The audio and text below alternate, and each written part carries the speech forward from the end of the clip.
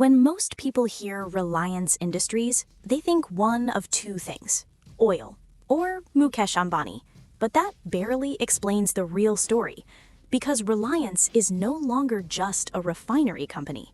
It sells fuel, yes, but it also sells mobile data, broadband, groceries, fashion, streaming, cricket, and now it's trying to build a giant clean energy business too.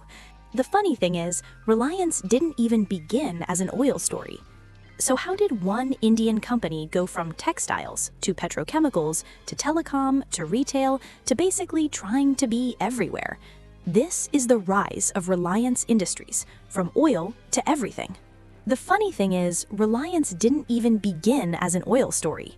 Its roots go back to Dhirubhai Ambani, who started with trading and then built the company through textiles. Reliance's own history highlights how the company's 1977 IPO became a major moment in India's equity culture, and then in the early 1980s, it rapidly moved into petrochemicals and polyester filament yarn. That shift mattered because it showed the basic Reliance playbook very early. Start in one layer of a business, then keep moving deeper into the value chain. That is one of the most important things to understand about Reliance. It rarely wants to be just a seller. It wants control: supply, distribution, scale, margins, the whole machine. So the company moved from textiles into petrochemicals, then into bigger industrial assets, then into energy.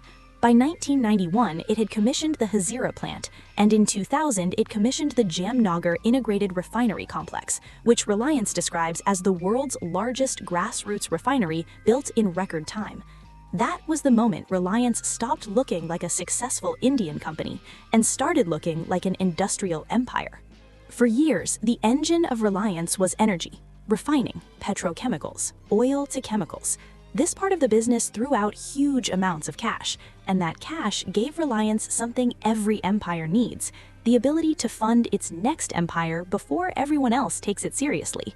Even now, Reuters noted that Reliance's oil to chemicals business still contributes about 55% of overall revenue, even though earnings growth there has slowed compared with the company's newer businesses.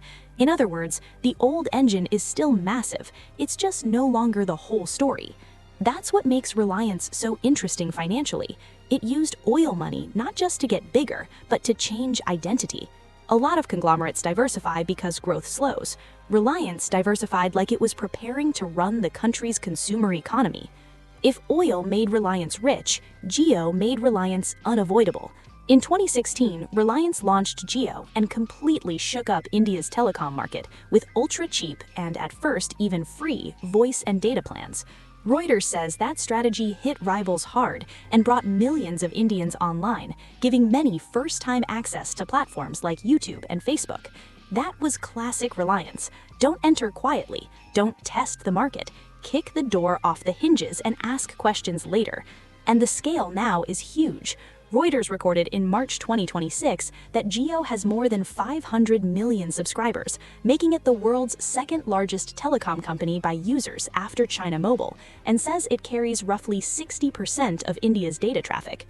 Reliance's latest official quarterly release put Jio's customer base at 515.3 million, with 250 million plus 5G users and 25 million plus fixed broadband users. That is not just a telecom business, that is digital infrastructure.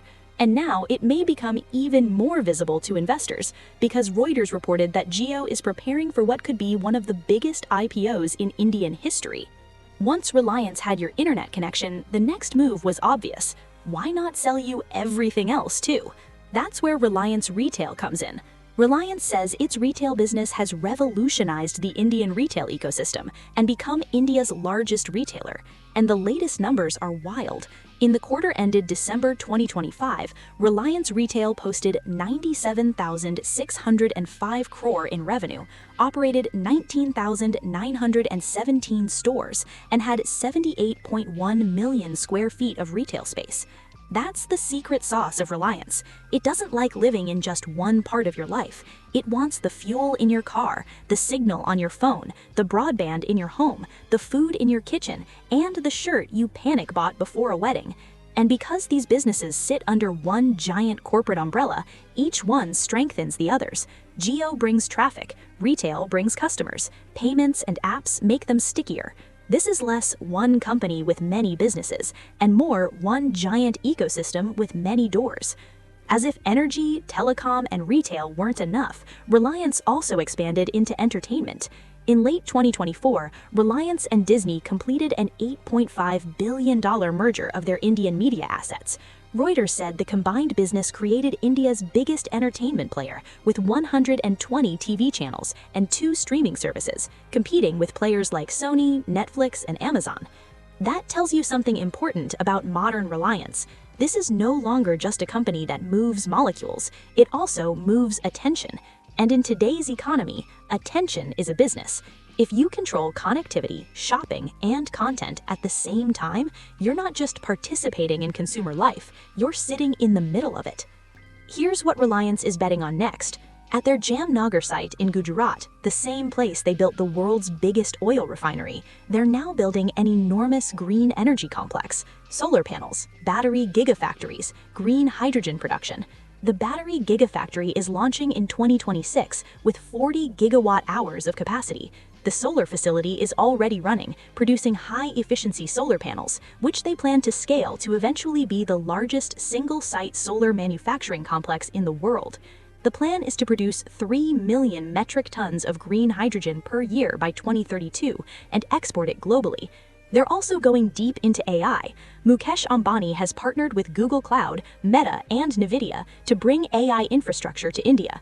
The stated goal is to make artificial intelligence accessible to all 1.4 billion Indians through Jio's network, the same way Jio democratized the internet a decade ago.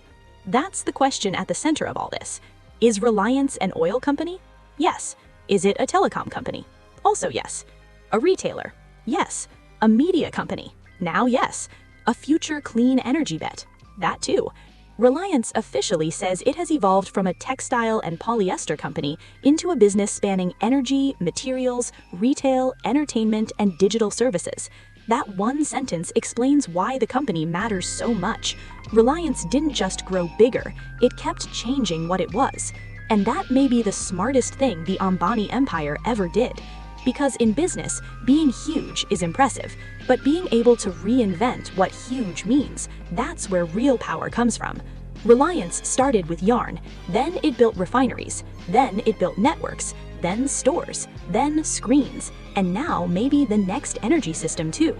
From oil to everything, that's not just growth, that's strategy on a national scale, and that is how Reliance Industries quietly control all of India.